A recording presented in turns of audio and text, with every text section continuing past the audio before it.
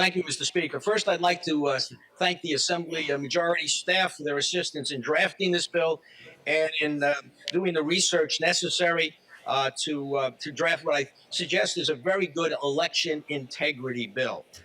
There are 45 states that have statutes that deal with election day emergencies in some way or another.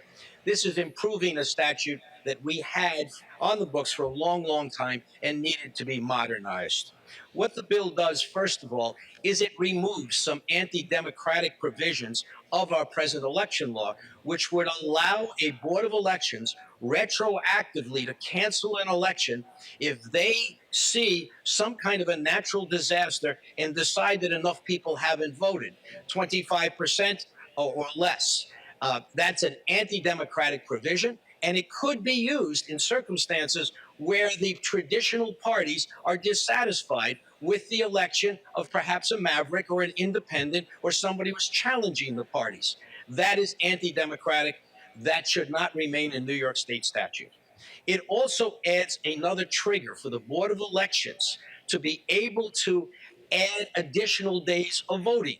What is wrong with additional days of voting if there's some impediment to people getting to a polling place?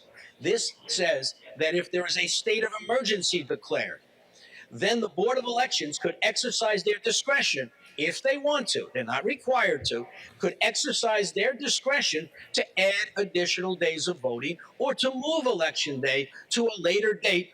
And the present statute says that has to be within 20 days. So all we're doing is giving the boards of elections an additional trigger on the basis of which to use their present discretionary powers.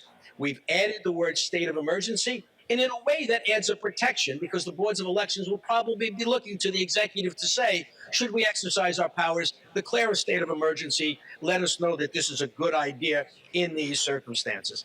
Lastly, it expands the statute from just general elections to include primary elections, special elections, and village caucuses, which is an important change in the law. As we saw during the pandemic that we had, the governor exercised powers.